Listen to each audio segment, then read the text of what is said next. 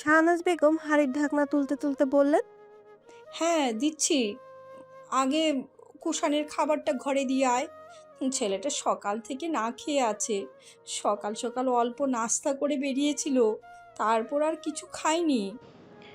ঘরে দিয়ে আসার কি প্রয়োজন মা? টেবিলে এসে বসে খেলেই পারে। শাহনাজ বেগম খানিকটা বিরক্ত ঝাঁজ নিয়ে বললেন। কুষাণ নিজেই বলেছে ঘরে পাঠিয়ে দিতে, নয়তো তোকে বলতাম। ছাড়, আমি দিয়ে আসছি। নমিতা একটু থমকালো, ভাবলো খাবারটা তারই দিয়ে আসা উচিত, যেহেতু কিছুক্ষণ আগে তার উপকার করেছে। সেই দিক দিয়ে বিবেচনা করলেও তার এখন কৃতজ্ঞতাপূর্ণ আচরণ করা উচিত। তৎক্ষণাৎ মায়ের শেষ কথায় তীব্র নাকচ করে ত্রস্ত হাতে খাবারের ট্রেটা নিজে নিয়ে এলো। ব্যস্ত পায়ে যেতে যেতে বলে গেল। তোমার কষ্ট করতে হবে না, আমিই যাচ্ছি। কুষাণের রুমের প্রবেশদ্বার অতিক্রম করতে ভীষণ লজ্জায় পড়ে গেল নমিতা। কুষাণের পরনে কেবল ব্ল্যাক ট্রাউজার, কারো উপস্থিতি বুঝতে পেরে তাকালো সেই মানুষটার দিকে। উন্মুক্ত লোমযুক্ত বক্ষ। নমিতার লজ্জার কারণ বুঝতে পেরে সঙ্গে সঙ্গে স্লিভলেস গেঞ্জিটি পরে নিল কুষাণ। সদ্য গোসল করে আসায় ভেজা চুলগুলো কপালে লেপ্টে আছে। টপ টপ করে নাক বেয়ে পড়লো এক ফোঁটা পানি। কুষাণ হাত দিয়ে মুছে নিল সেটা। কিছু বলল না সে। ভাবলেশীন ভাবে বালিশে হেলান দিয়ে বসে রইল। নমিতা মাথা নিচু করে সাইড টেবিলে খাবার রেখে যেতে নিলে হঠাৎ অক্ষিপট আটকালো পৌরস কায়ার উন্মুক্ত অংশে শ্যামবর্ণ চামড়ার লাল লাল ফোলা ফোলা দাগগুলো। উৎকণ্ঠা দমিতে না পেরে লজ্জা ভুলে জিজ্ঞাসা করলো। এ কি, তোমার শরীরে পিঁপড়ে কামড়ালো কখন? কুষাণ কিছু বলল না, দাগগুলো ঢাকার চেষ্টাও করলো না। নমিতা বিছানায় বসে কাছ থেকে দেখার চেষ্টা করলো। কুষাণের হাতে হালকা হালকা আঁচড়ে দেখে বলল। বড়ে গেছে ওঠার জন্য হয়েছে এসব? কুষাণ ফোনের স্ক্রিনে চোখ রেখে নির্লিপ্ত কণ্ঠে জবাব দিল। আরে ছাড় এসব, তোর কাজ শেষ হলে যেতে পারিস। ব্যথাতুর দৃষ্টিতে তাকালো নমিতা। মনে মনে নিজেকেই দায়ী করলো। এটা ভেবে প্রচন্ড অবাক হচ্ছে সে। এতগুলো পিঁপড়ের কামড়ালো তবুও গাছ থেকে নামলো না। তার মৃদু চিৎকারে নৌমিতা ভেবেছিল আঘাতটা বুঝি সামান্য, কিন্তু না, তার ধারণা ভুল। মনে মনে সিদ্ধান্ত নিল যেহেতু তার জন্যই একজন ব্যথা পেয়েছে, তাই তার দায়বদ্ধতা থেকে হলেও কিছু করা উচিত। দুঃখী কণ্ঠে বলল। কি দরকার ছিল পিঁপড়ার কামড় খেয়ে বড়ে গেছে উঠার? তার বড় চেয়ে কথা কথা সহ্য করলে কিভাবে? আমার জন্য শুধু শুধু কষ্ট করার কোনো মানে ছিল না। দাঁড়াও, অ্যান্টিসেপটিক ক্রিমটা নিয়ে আসি। সপ্তাদশীর হাসির বিনিময়ে যদি এতটুকু কষ্ট সইতে হয়, তবে কুষাণ তা শতবার হাসি মুখে সয়ে নিতে প্রস্তুত। আবেগমাখা বাণীটুকু মনে মনে আওড়ালো কুষাণ। মুখ খুলে কিছুই বলতে পারল না। নিঃশব্দে নমিতা বিছানা ছেড়ে উঠে দাঁড়ালো। এক কদম এগোতেই রাশভারী কণ্ঠে কুষাণ বলে উঠল। ক্রিম আমি লাগিয়ে নিতে পারবো, তবে যদি কেউ মানবিক দৃষ্টিকোণ থেকে সত্যি কৃতজ্ঞতা প্রকাশ করতে চায় তাহলে খাইয়ে দিতে পারে। Otherwise she may leave. চমকালো নমিতা। যে তাকে সহ্য করতে পারে না সেই আজ তাকে খাইয়ে দিতে বলছে। কেন জানি নিজের কানকে বিশ্বাস করতে পারছে না। অজান্তেই ঠোঁট নাড়িয়ে বলে ফেলল। তুমি আমাকে বলছো খাই দিতে? ভ্রুকুটি করে তাকিয়ে কুষাণ বলল। এখানে তুই ছাড়া আর কেউ আছে? না মানে, তুমি তো আমাকে সেরকম একটা ভালো চোখে দেখো না, তাই মুখের কথাটুকু কেড়ে নিল কুষাণ। ভালো চোখে দেখি না মানেটা কি? তোকে খারাপ চোখে দেখি আমি? এই ধারণা পোষণ করিস আমার সম্পর্কে? থতমত খেয়ে গেল নমিতা। সে তো বুঝতেছিল তার সঙ্গে সবসময় ঝগড়া ব্যতীত ভালো ব্যবহার করে না, কিন্তু কি থেকে কি বুঝলো আল্লাহ ভালো জানেন। আমতা আমতা করে বলল। আমি ওটা বলতে চাইনি। তুমি তো আমাকে বোনের চোখে দেখো না, সব সময় ঝগড়া। হ্যাঁ, ঠিক বলেছিস। আমি তোকে বোনের চোখে দেখি না, বউয়ের চোখে দেখি। এবার হয়েছে? যা এখান থেকে। লাগবে না কারো খাইয়ে দেয়া। কুষাণদের জন্য বরাদ্দকৃত 4টি রুম নমিতার দাদুর ঘর থেকে ডান পাশে এবং নমিতাদের গুলো বাম পাশে, তাই তাদের কথাবার্তা কারো কান অবধি পৌঁছালো না। রাগ দেখিয়ে কম্বল মুড়িয়ে দিয়ে শুয়ে পড়ল কুষাণ, যেটা সাধারণত বাচ্চা সুলভ আচরণের মতো ঠেকলো নমিতার কাছে। কপাল চাপড়ালো নমিতা। কুষাণের বলা কথাগুলো শেষ অংশটুকু ভেবেই নিল। রাগ করে বলেছে বেচারি, ভাবতেও পারল না কথার সারমর্মটুকু। ব্যাপারটা স্বাভাবিক নিয়ে নমিতা হাত ধুয়ে ভাতের প্লেটটা হাতে নিল। অনুনয়ের সুরে বলল। সরি ভাইয়া, আর এরকম কথা বলবো না, প্লিজ আমাকে মাফ করে দাও। গড়ল বোধহয় কুষাণের মন। এটাই তো চাইছিল সে। তবুও আর একটু ভালো কিছু শোনার অপেক্ষায় রইল। নমিতা আর একটু নরম সুরে বলল। এবার অন্তত উঠে বসো, আমি খাইয়ে দিচ্ছি। আরেকবার বলতেই আর কোনো ছলচাতুরি না করে উঠে বসলো কুষাণ। মুখ ভার করে রেখেছে, যেন সে সত্যিই অনেক রাগ করেছে। নমিতা খাইয়ে দিল। প্রথম লোকমা চিবোতে চিবোতে নমিতা আবার দ্বিতীয় লোকমা সামনে ধরে বলল। তুমি যদি আমার আপন ভাই হতে তাহলে কি খাইয়ে দিতাম না? আমার আসলে এত কথা বলা উচিত হয়নি। বোন হয়ে এটুকু আবদার যদি পূরণ করতে না পারি তাহলে কিসের বোন হলাম বলো তো? তুমি তো আমার আপন ভাইয়ের মতনই। মাত্র খাওয়া প্রথম লোকমাটা যেন মাঝপথে গিয়ে আটকে গেছে। কুষাণ কোনো রকম গিলে নিয়ে দ্বিতীয় লোকমাটা আর মুখে তুলল না। নমিতার হাত থেকে প্লেটটা নিয়ে টেবিলের ওপর রাখলো। নমিতা অদ্ভুত দৃষ্টিতে ট্যাপ ট্যাপ করে তাকিয়ে আছে। আরে, প্লেট নিলে কেন? কুষাণ কোনো বাক্য ব্যয় করলো না। থমথমে মুখাবয়বে তার ভাবসাবও ঠিক বুঝতে পারল না নমিতা। হাত ধরে টেনে নমিতাকে রুমের বাহিরে দাঁড় করালো। বর্ষার ন্যায় আদলে অন্ধকার নামিয়ে দৃঢ় স্বরে বলল। বোন, আমার হার্ট অনেক দুর্বল। এত তাড়াতাড়ি হার্ট অ্যাটাক করে আমার ভবিষ্যৎ বউকে বিধবা বানাতে চাই না। এখনো বাবা ডাক শোনা বাকি। থাক, তোর খাইয়ে দিতে হবে না, আমি নিজে নিজে খেয়ে নেব। টাটা। বলেই দরজা লাগিয়ে দিল কুষাণ। নমিতা থ মেরে দাঁড়িয়ে রইল। কুষাণের বলা বাক্যটুকু মাথার 1 ফিট ওপর দিয়ে গেল মনে হয় নমিতার। এই মুহূর্তে জন্য বেকুব বনে গেল সে। হঠাৎ এমন করলো কারণ কোনো ব্যাখ্যা পেল না। পর মুহূর্তেই অপমানিত বোধ করে রাগে গজগজ করতে করতে চলে গেল কলপারে। কুষাণ এখনো বুকে হাত দিয়ে ঘন ঘন শ্বাস নিচ্ছে। খুব বড় বাঁচা বেঁচে গেছে আজ। অল্পের জন্যই হার্ট অ্যাটাক করেনি আপন ভাই। ভাবতেই যেন গা ছমছম করছে তার। ও তো কখনো চাচাতো বোনও মনে করেনি, সেখানে কি না আপন ভাই। না, এই মেয়ের থেকে সাবধানে থাকতে হবে, নয়তো কখন অঘটন ঘটে যায় বলা মুশকিল। বুকে হাত রেখে করুণ দৃষ্টিতে তাকালো ওখানে। অসহায় গলায় বলছে। হার্ট বাবা, এত হাইপার হইও না, শান্ত হও। ওই মেয়েটা বড্ড নিষ্ঠুর। ধরণীতে আরও একটি নতুন প্রভাতের সূচনা।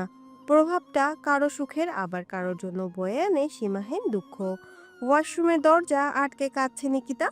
অবিরত পানি পড়ছে হাতের পোড়া অংশটায়। হাতের জ্বলন যেন কমছেই না।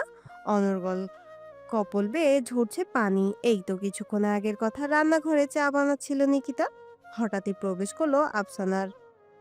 ঠোঁটে তার নির্মল হাসি, কিন্তু অন্তরে লুকিয়ে আছে হিংসার দাবানল। তা কি করে বুঝবে নিকিতা? ঢুকে এত ভালো ব্যবহার করলো যে ঘুণাক্ষরেও টের পেল না তার মনে কি চলছে। চুলা থেকে সদ্য নামানো প্রচন্ড উত্তপ্ত চা একে একে কাপে ঢালছে নিকিতা। মনে মনে খুব খুশি হলো সে আফসানার এত হঠাৎ পরিবর্তন দেখে। তার সুবিধা অসুবিধার খোঁজ নিচ্ছে, রান্না করতে বারণ করছে, আবার বাড়ির মানুষের কথা জিজ্ঞেস করছে। নিকিতা অবাকের সপ্তম আসমানে। তবুও ব্যাপারটা স্বাভাবিকভাবেই নিল। আফসানার হাতে দুটি বালা, কোমল কণ্ঠে বলল। নিকি, তার হাত দুটো দেখি। নিকিতা তখন আবেগী স্বরে বলল। না না, এসব লাগবে না। তুমি যে আমার উপর রাগ করে নেই, এইটাই আমার যথেষ্ট। তা বললে হয় কি করে? এইটুকু তো নিতেই হবে। নতুন বউয়ের হাত ফাঁকা, এটা ভালো দেখায় না। শাশুড়ি হিসাবে আমারও তো একটা কর্তব্য আছে নাকি? নিকিতা প্রফুল্ল চিত্তে হাত দুটি বাড়িয়ে দিল। মুখে লাজুক হাসির আনাগোনা। মনে মনে সৃষ্টিকর্তার কাছে শুকরিয়া আদায় করলো। আফসানা অতি সন্তর্পণে বালা দুটো পরিয়ে দিল। নেত্রপল্লব নিবদ্ধ তার নিকিতার হাতের দিকে। ঠোঁটে রহস্যজনক হাসি তার আস্তে করে আওড়ালো। খুব সুন্দর বালা দুটো, তাই না? তোর হাতে বেশ মানিয়েছে। নিকিতা অতি আবেগাপ্লুত হয়ে গেল আফসানার এক এক পর এক ভালো ব্যবহারে। কখনো আশা করেনি দুদিনেই তার মনে মেনে নিবে, এতটা ভালোবাসবে। খুশির চোখের কোণ চিকচিক করছে তার। ঝাপসা হয়ে আসছে ক্রমশ। তবে মুখে এখনো প্রশান্তির হাসি। কিন্তু এই হাসি বহুক্ষণ স্থায়ী হলো না। স্থায়ী হলো না সুখময় অনুভূতিটাও। হঠাৎ করে হাওয়ায় মিলিয়ে গেল এতক্ষণে সুন্দর অনুভূতিগুলো। নিকিতার ডান হাতটা শক্ত করে টেনে ধরে অন্য হাতের পর 2 কাপ গরম ধোয়া ওঠা চা ঢেলে দিলেন আফসানা। নিকিতার চিৎকারে ফেটে পড়ল পুরো ঘর। আ ও মা গো, মরে গেলাম। ভাই পড়ি ফুপু, হাতে ছাড়ো, আমার লাগছে। তবুও হাত ছাড়লেন না আফসানা। ব্যথায় ছটফট করতে লাগলো নিকিতা। বিস্ফোরিত নয়নে দেখছে ওই ছলনাময়ী ভয়ঙ্কর রূপ। কত আকুতি মিনতি করেছে সে, কিন্তু এতে কি আদৌ গলবে আফসানার মন? হয়তো না। এই শক্ত হাতের কাছে পেরে উঠছে না নিকিতার শক্তি। আফসানার দাঁত কটমটিয়ে বলল, একমাত্র ফিরোজের বাবার জন্য বালাগুলো তোকে দিতে বাধ্য হলাম, নয়তো বালা তো ছাড়, তোকে একটা সুতাও দিতাম না। খুব মানিয়েছে না বালাগুলো? খুব মানিয়েছে, দাঁড়া। বলতে বলতে আরো এক কাপ চা উঠাতে নেবে তার আগে তীব্র জ্বলনে অচেতন হয়ে নিকিতা ওই কাপটা হাতে নিয়ে উত্তপ্ত চাটুকু ফেলে দিল আফসানার পায়ে। এবার আফসানার চিৎকারে কান ভারী হলো নিকিতার। হাতের বাঁধন ধীর হতেই এক ঝটকায় হাত ছুটিয়ে ধাক্কা মেরে দৌড়ে পালালো সে। বাসায় ফিরোজের উপস্থিত নেই, তাই সচক্ষে দেখতে পেল না তার মায়ের নিষ্ঠুর কাণ্ডটা। বর্তমানে নিকিতা বিছানায় বসে ফার্স্ট এইড কিট থেকে অ্যান্টিসেপটিক ক্রিমটা লাগাচ্ছে। থেমে থেমে কাঁদছে। ভাষাহীন চোখে জড়বৎ পুতুলের ন্যায় অটল দৃষ্টি, অপেক্ষা শুধু ফিরোজের বাড়ি আসার। আজ রবিবার। সকালটা ছিল নরম উষ্ণ রোদে মোড়ানো, বাতাসে হালকা শীতলের স্পর্শ। তাই কলেজে আসা মিস করেনি নমিতা দিনের মধ্যাহ্নভাগ। কলেজ ক্যাম্পাসে থাকা কৃষ্ণচূড়া গাছটার নিচে ঠাঁই নিয়েছে নমিতা আর লাবণী। হাতে দুজনের কাঠি আইসক্রিম, পিঠে চড়ানো ব্যাগে হঠাৎ কল বেজে উঠল লাবণীর। দ্রুত হাতে ফোনটা বের করে রিসিভ করলো। দুপা পথ সরে গিয়ে কথা বলে আবারও পূর্বের স্থানে দাঁড়ালো। নৌমিতা নিঃশব্দে ভ্রুকুটি করে সরু চোখে তাকিয়ে রইল কিছুক্ষণ। আকস্মিক নৌমিতার এমন দৃষ্টিতে ঘাবড়ে গেল লাবণী। ভীতু গলায় বলল, এভাবে তাকিয়ে আছিস কেন নিমু? আমি কি কিছু করেছি? নৌমিতা কড়কড়ে কণ্ঠে শুধালো, তুই ফোন করেছিস অথচ আমাকে বললি না কেন? আমি কবে ফোন কিনলাম? এটা আমার আপুর ফোন। নৌমিতার মেজাজ কিছুটা ঠান্ডা হলো। কাঠি আইসক্রিমে ছোট্ট একটা কামড় দিয়ে জিজ্ঞাসা করলো, তোর আপু বাড়িতে এসেছে কবে? কাল দুপুরে দুলাভাই দিয়ে গেছে। মৌনিতা ছোট করে জবাব করলো, ওহ। কিঞ্চিত সময়ের মাঝে কিছু একটা মনে পড়ল নমিতার। সাথে সাথে মুখভঙ্গি বদলে গেল। চোখ মুখ যেন খুশিতে চকচক করছে। খুব গুরুত্বপূর্ণ কিছু মনে পড়েছে ভাবটা এমন। লাবণী ঠিক ধরতে পারল না তার বান্ধবীর হঠাৎ এমন হাবভাবের কারণ। কৌতূহল নিয়ে জিজ্ঞাসা করতে যাবে তার আগে নমিতা উদ্বিগ্ন কণ্ঠে বলল, ফোনটা দে তো লাবু। কেন, কি করবি? সাফিনের সঙ্গে কথা বলবো, অনেক দিন হলো কথা বলি না। ওর কথা মনে পড়লে ভিতরটা কেমন যেন করে। ওর গলাটা শুধু খুব শুনতে ইচ্ছে করে। সঙ্গে সঙ্গে মুখশ্রী জুড়ে নেমে এলো ঘোর আধার। লাবণী তৎক্ষণাৎ ফোনটা নমিতার হাতে দিল, চোখ দিয়ে ইশারা করলো যে। কথা বল। মলিন হেসে কিছুটা দূরে গিয়ে দাঁড়ালো নমিতা। মুখস্থ করে রাখা সাফিনের নম্বরটিতে কল ঢুকালো। হৃৎপিণ্ডের ধুকপুকানি বাড়ছে খুব। আর চোখে অদূরে থাকা লাবণী সন্দেহজনকভাবে বিড়বিড়ালো, তুই আসলেও ভালোবাসিস নিমু, নাকি পুরোটাই মোহ? কোনো প্রেমিকা আদৌ এতদিন প্রেমিকের সাথে যোগাযোগ বিচ্ছিন্ন অবস্থায় থাকতে পারে? দিব্যি তোর সময় সব সময় হাসি খুশি দেখছি, কোনো বিরহের ছোঁয়া নেই, নেই শূন্যতার কাতরা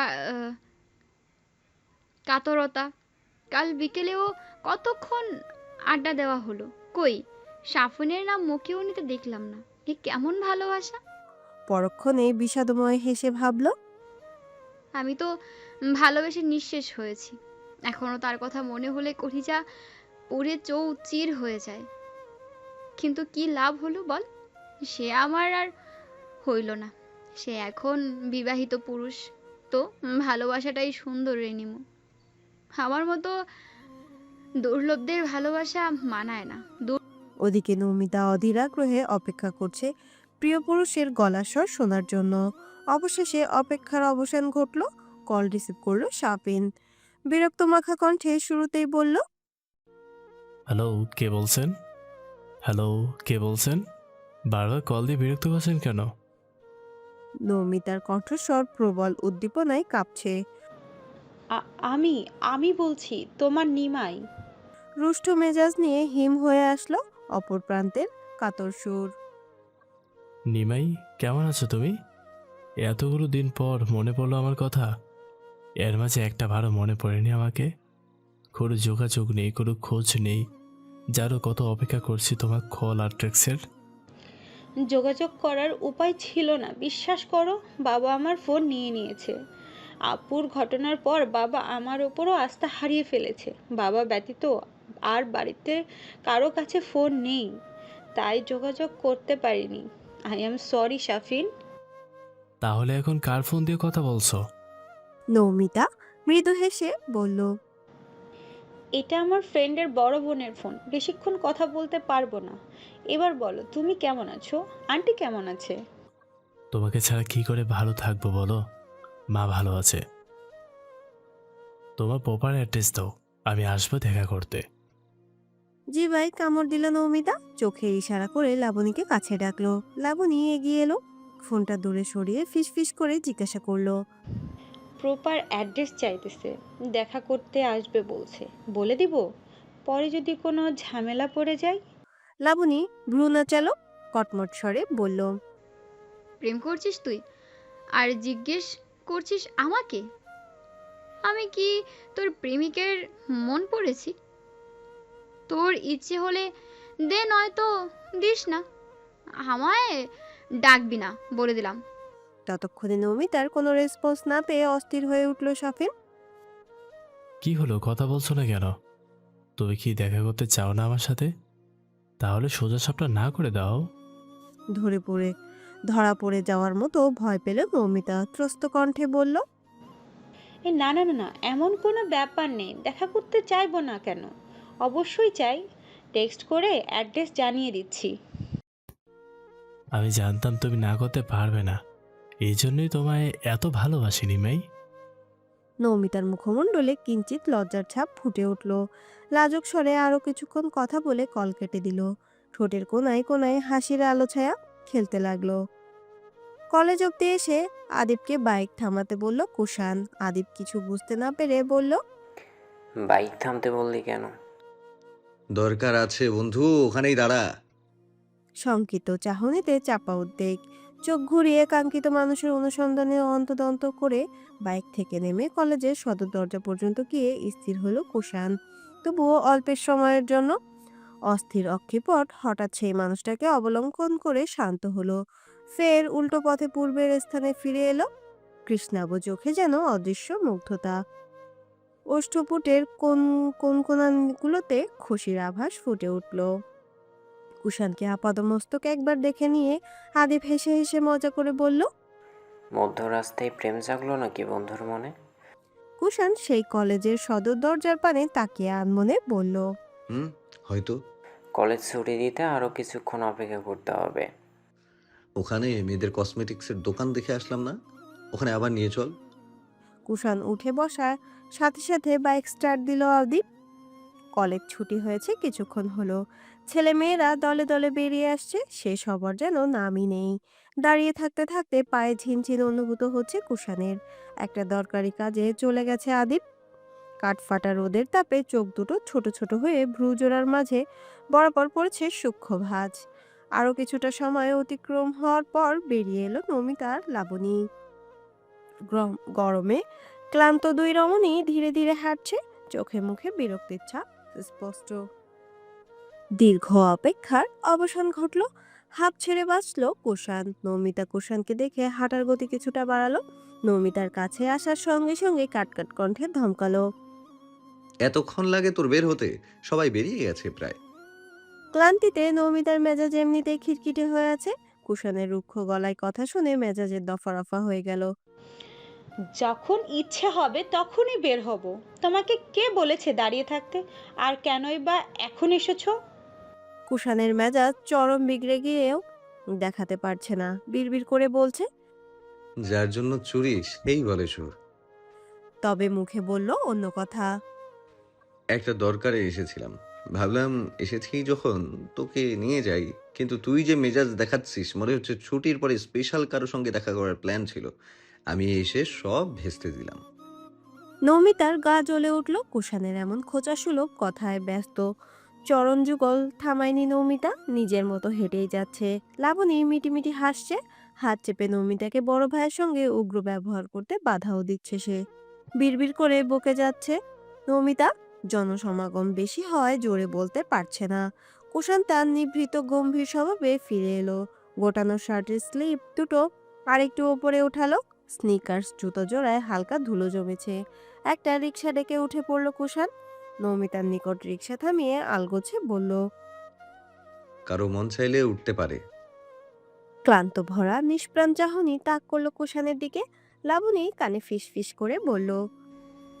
উঠে পড় নিমো, তোর না পেটে ব্যথা করছে? মানা করেছি না তোর ভাইয়ের সঙ্গে চলে যা। নৌমিতা বলল। তুই একা যাবি? আরে আমার চিন্তা করিস না, আমি মিমের সঙ্গে চলে যাব। ইশারায় আশ্বাস দিল। নৌমিতা আর ছলচাতুরি না করে উঠে পড়ল। অন্যদিকে মুখ ফিরিয়ে বসে আছে কুষাণ। রিক্সার সিট তেমন বড় না হয় গা ঘেঁষে বসতে হয়েছে দুজনের। দুজনের মাঝেই নীরবতা। রিক্সা চলছে তার নিজ গতিতে। তীব্র মেয়েলি ঘ্রাণ কুষাণের মনে অন্যরকম অনুভূতি জাগিয়ে তুলছে। ঘন ঘন শ্বাস নিল কুষাণ, আর চোখে পলক করলো একবার। মন বলছে এই মুহূর্তে ওর নরম কোমল হাত নিজের মুঠোবন্দি করতে। চাইছে আর একটু কাছাকাছি আসতে। কিছু নিষিদ্ধ চাওয়া উদয় হচ্ছে ইদানিং, যেটা সামাল দেওয়া বড্ড কঠিন। প্রিয় মানুষের কাছে আসলে বুঝি এমনই অনুভূতি হয়। অজান্তেই হৃদস্পন্দনের গতি বেড়ে যাচ্ছে। গোধূলি লগ্নে প্রিয় মানুষের সাথে রিকশায় করে ঘুরে, এটা ছিল স্বপ্নের মতো। অথচ তাকে ভেতরে ভেতরে নাজেহাল অবস্থা করে পাশে বসা রমণীর কোনো হেলদোলি নেই। হঠাৎ একটা পার্কে এসে রিক্সা থামাতে বলল কুষাণ। মামা, এখানেই দাঁড়ান। আকস্মাৎ রিক্সার ব্রেক কষাতে নৌমিতা ভ্রুকুচকে জিজ্ঞাসা করলো। এখানে দাঁড়াবে মানে? সোজা বাড়ি যাব। আগে নাম, তারপর বলছি। না, আমি নামবো না। তুমি যেখানে খুশি যাও, আমার কোথাও যাওয়ার ইচ্ছে নেই। এই মামা, আপনি যান তো। বয়স্ক রিক্সাওয়ালা বলল। তরফদার বাড়ি চিনেন না? ওখানে নিয়ে চলুন। রিক্সাওয়ালা কিছু বলতে নেমে তার আগে প্রতাপী স্বরে হুমকি দিল কুষাণ। তুই নামবি নাকি কোলে করে নামাবো? বললাম তো নামবো না। দেখো, আমি খুবই টাইট, অহেতুক ঝামেলা জড়াতে চাই না। বুঝেছি, ভালো কথায় কাজ হবে না। তরফদার গোষ্ঠীর মানুষ তো, ঘাড়ের রক দুটো বংশগতই বাঁকা। ওকে, কোনো ব্যাপার না। বাঁকা রক সোজা করার হাতুড়িও আছে। মুখ বাঁকালো নৌমিতা। এদিকে মহা মুশকিলে পড়েছে রিক্সাওয়ালা। সামনে এগোবেন নাকি এখানে এদের যাত্রার সমাপ্তি ঘটাবেন ঠিক বুঝতে পারছেন না। দুটানায় পড়ে রিক্সা স্থির রেখে ঝগড়া দেখছেন। কুষাণ ভাড়াটা মিটিয়ে দিল। নৌমিতা অন্যদিকে মুখ করে গা ছাড়া ভাব নিয়ে বসে আছে, নিজের যেতে অনড়ে। আকস্মিক কুষাণের দৃষ্টিকটু কাণ্ডে হকচকালো নৌমিতা। মেয়েলি নরম তুলতুলে কয়াটা কঠোর পুরুষ বাহু দুটো এক টানে তুলে নিল। বিষয়ে কিংকর্তব্য বিমূঢ় হয়ে তাকিয়ে আছে নৌমিতা। সত্যি সত্যি কোলে তুলে নেবে ভাবতেও পারেনি সে। রিক্সাওয়ালাও অবাক, তবে কিয়ৎক্ষণ পর কি যেন মনে করে হেসে উঠলেন। নৌমিতা ছটফট করতে করতে বলল। কুষাণ ভাই, প্লিজ নামাও আমাকে, বেশি বাড়াবাড়ি হয়ে যাচ্ছে কিন্তু। কুষাণ তৎক্ষণাৎ নামিয়ে দিয়ে বলল। নে, নামিয়ে দিয়েছি। তোর মতো মুটকিকে কোলে নিয়ে হাঁটতে বয়েই গেছে। ভ্রুকুঞ্চন করে রাগ দেখিয়ে বলল। কোলে নিতে বলেছে কে? খবরদার মুটকি বলবে না, তোমার চোখ মোটা। শুরু হয়ে গেল তাদের ঝগড়া। কুষাণ হার মেনে নিয়ে ঝগড়া থামালো। নৌমিতা বাহানা জোরে দিচ্ছে বারবার, সে যাবে না, কিন্তু কে শোনে কার কথা। কুষাণ আজ অজানা কারণে নিজের তলব খাটাচ্ছে। পার্কের ভেতর পুকুর পাশটায় দাঁড়িয়ে কান্না কান্না ভাব নিয়ে নাক মুখ কুচকে পা থামিয়ে বাচ্চা সুলভ কণ্ঠে সুর টেনে বলল। কুষাণ ভাই। ভিড় পায়ে হাঁটতে হাঁটতে কুষাণ প্রত্যুত্তর করলো। বল। আমি বাড়ি যাব। বাড়ি তো আমিও যাব, জঙ্গলে থাকবো নাকি? কুষাণের পেছন পেছন হাঁটতে হাঁটতে নৌমিতা বলল। তাহলে এখানে এনেছো কেন? প্রেম করতে। হতভম্ব দৃষ্টিতে নৌমিতা শুধালো। মানে? আকস্মিক সত্যি কথা বের হয়ে যাওয়ায় ভড়কে গেল কুষাণ, তবে নিজের চাওয়াটুকু চাটুকারিতার আড়ালে ঢেকে দিল। কপট বিরক্ত সুর টেনে বলল। কিসের মানে মানে করছিস নিমু? ওই যে বললে প্রেম করতে এনেছো। তপ্ত নিঃশ্বাস ছেড়ে নাটকীয় ভঙ্গিমায় বলল। জানিস, আমার কাকা খুবই দয়ালু মানুষ, তাই তো টাকা পয়সা দিয়ে আস্ত একটা গাধা পোষে। উফ, সরি, জেন্ডার চেঞ্জ, আজ তো একটা গাঁথি হবে। উত্তপ্ত কড়াইয়ে তেল ঢালার মতো কাজ করলো কথাটা। নৌমিতার অগ্নিরূপ দেখে মনে মনে একটু ভয় পেল। হতাশাজনক কণ্ঠে আগুনে পানি ঢালতে বলল, কোনটা মজার কোনটা সিরিয়াস এখনো এতটুকু বুঝিস না? নৌমিতা ক্রোধে চোখ মুখ লাল করে তীক্ষ্ণ চাহনি নিবদ্ধ করলো কুষাণের ওপর। কটমট স্বরে বলল, তোমার নাম কুষাণ কে রেখেছে বলো তো? কুষাণ তরফদার না রেখে কাউয়া তরফদার রাখলেই বরং ভালো হতো। যত সব ফালতু পাবলিক। উল্টো ঘুরে দেদারসে পা চালালো। তার ভীষণ খিদে পেয়েছে, তাই ঝগড়া করতেও অনীহা। আবারও আশাহত হলো কুষাণ। অতিরিক্ত খোঁচাখুচি করতে গিয়ে এবারও ব্যর্থ হলো। হয়তো নরম স্বরে কথা বললে মুহূর্তটা আরেকটু সুন্দর হতে পারত, কিন্তু স্বভাব যে বদলানো যায় না। দুজনের সম্পর্কে কেমিস্ট্রিটাই তো আলাদা। তবে আজকের সকল কর্মকাণ্ডের জন্য একটু বেশি ক্ষিপ্ত হয়েছে নৌমিতা। একরকম ব্যবহার সে মোটেও আশা করেনি। না আশা করেছে জনসমক্ষে হঠাৎ কোলে তুলে নেওয়া। একটা লম্বা শাওয়ার নিয়ে সে ড্রেসিং টেবিলের সামনে দাঁড়ালো নৌমিতা। মুখে ক্রিম মাখতে মাখতে হাঁক ছেড়ে ডাকলো শাহনাজ বেগমকে। মা, খিদা পেয়েছে। অমনি অপ্রত্যাশিত কাউকে প্লেট হাতে ঘরে ঢুকতে দেখে চমকে গেল নৌমিতা। ভাবতেও পারেনি সে এই মুহূর্তে এই মানুষটাকে দেখবে। খুশিতে বাখারা জড়িয়ে ধরল বোনকে। নিকিতা নির্মল হেসে বলল, আসতে পাগলি, প্লেট পড়ে যাবে তো। কিসের আসতে? কতদিন পর তোমাকে পেয়েছি। কখন এসেছো? ফিরোজ ভাই কোথায়? বাবা মেনে নিয়েছে? ওই আফসানা তোমাকে তাড়িয়ে দেয়নি তো? ভাতের প্লেটটা টেবিলে রেখে দু হাত ধরে বিছানায় বসালো নমিতাকে। শান্ত স্বরে বলল, বলছি একসাথে এত প্রশ্ন কোনো ইনভেস্টিগেশন অফিসারও করে না। সশব্দে হাসলো নমিতা। হাসতে হাসতে একটু নড়েচড়ে বসলো। ইশারায় বলল খাইয়ে দিতে। নিকিতা বোনের আবদারটুকু সযত্নে পূরণ করতে ব্যস্ত হয়ে উঠল। খাইয়ে দিতে দিতে এক এক করে জবাব দিল নিকিতা। বলছিলি না কখন এসেছি? বেলা 12টায় এসেছি। এসেছো বুঝলাম, কিন্তু বাবা তো এত সহজে মেনে নেওয়ার পাত্র নয়। নিশ্চয়ই অনেক বেগ পোহাতে হয়েছে তোমাদের, তাই না? মোটেও না। আমার শ্বশুর বাবা আর কুষাণ ভাই দুজনে মিলে বাবাকে কনভিন্স করে ফেলেছে। তোর দুলাভাইও ছিল তাদের সাথে, তবে অপরাধটা তার বলে বেশি জোর দিতে পারেনি। হ্যাঁ, একটু তো বকুনি খেতে হয়েছেই, তবে যখন আব্বুর বুকে মাথা রেখেছি তখন সব অভিমান ভেঙে গুড়িয়ে গেছে। একটু অন্যমনস্ক হয়ে গেল নিকিতা। পরক্ষণে নৌমিতার কথায় সদ্বিত ফিরে পেল। এসব কখন ঘটে গেল আর আমি কিছুই জানি না? আমিও কিছু জানতাম না রে। আমার শ্বশুর খুবই ভালো মানুষ। তিনি কাল রাতেই নাকি বাবাকে বুঝিয়ে শুনিয়ে সম্পর্কটা স্বাভাবিক করতে চেয়েছিলেন, কিন্তু পারেননি। বাবার রাগটা একটু বেশি ছিল। তবে আজ সকালে যখন ফুপু আমার হাত পোড়ালো, পরে কুষাণ ভাইকে কল করে বলতেই সব ব্যবস্থা ভাইয়াই করেছে। অনেক কাঠখড় পুড়িয়ে বাবার মন গলাতে সক্ষম হয়েছে। তোর দোলা ভাই চাকরি না হওয়া অবধি এখানেই থাকবো। এতক্ষণে নমিতার খেয়াল হলো বোনের পুড়ে যাওয়া হাতের দিকে। কবজির ওপর অংশে লাল লাল ছোট ছোট ফোসকা। একগুচ্ছ একগুঁয়ে স্বভাব। পুরো ঘটনা শুনতে চাইলো নিকিতা, বলতে না চাইলেও নমিতা জেদের কাছে হার মানতে হলো তাকে। পুরো ঘটনা শুনে প্রচন্ড রাগে ক্ষোভে আফসানাকে অকথ্য ভাষায় গালগাল দিতে লাগলো। অতিরিক্ত রাগে হিংস্র সাপের ন্যায় ফুঁসছে, ক্ষিপ্র মেজাজে আদল কঠিন করে রেখেছে, যার ফলস্বরূপ চোখ দুটো লালাভাই উদ্ভাসিত। মুখ ভাত অবধি তুলছে না। এই মুহূর্তে আফসানাকে সামনে পেলে হয়তো তার জবান্ত রূপটা দেখাতে পারত। তবে ছাড় দেওয়ার পাত্রে সে নয়, কিছু না কিছু একটা করেই ছাড়বে। দিনের বেলার কোলাহল ঝঞ্ঝাট শেষে প্রকৃতি তার নিজস্ব এক নিয়মে উজ্জ্বল পৃথিবীকে ধীরে ধীরে আধারে ঢেকে ফেলে। শহরের তুলনায় গ্রামগঞ্জে রাতের পরিবেশ অনেক বেশি নিরিবিলি। নির্জন প্রহরে রাস্তাঘাটে জনসমাগম নেই বললেই চলে। তরফদার বাড়ির সদর দরজায় কপাট হালকা করে বিড়ানো। কুষাণ শব্দহীন পায়ে দরজা ঠেলে ভিতরে প্রবেশ করলো। পুনরায় দরজাটা আটকে দিয়ে মাথায় ছোট ছোট মসৃণ চুলে হাত বোলাতে বোলাতে খাবার ঘরের দিকে পা রাখলো সে। সবে মাত্র খেতে বসেছেন নাজিম তরফদার, সাথে বসেছেন রাহেলা বানু। নিলয় আগেই সবার আগে খেতে বসেছে। নিকিতা রয়ে শয়ে বসলো তার দাদির পাশের চেয়ারটায়। পূর্বে ঘটানো কাণ্ডে বাবার সঙ্গে বসে খেতে বেশ অস্বস্তি হচ্ছে তার। মাথার ঘোমটাটা টেনে ঠিক করে নিল। লজ্জাবোধে মিয়ে যাচ্ছে বারংবার। নাজিম তরফদারের মুখেও কোনো শব্দ নেই। রাহেলা বানু অবশ্য এটা সেটা বলে পরিবেশ স্বাভাবিক করার চেষ্টা চালিয়ে যাচ্ছেন। কিছুক্ষণের মধ্যে নমিতা এসে ডান পাশের একটা চেয়ারে টেনে বসলো। বসেই ব্যস্ত হাতে প্লেটে পানি ঢালতে ঢালতে বলল, কি রান্না করছো মা? সব তো সামনেই রাখা আছে, দেখে নে।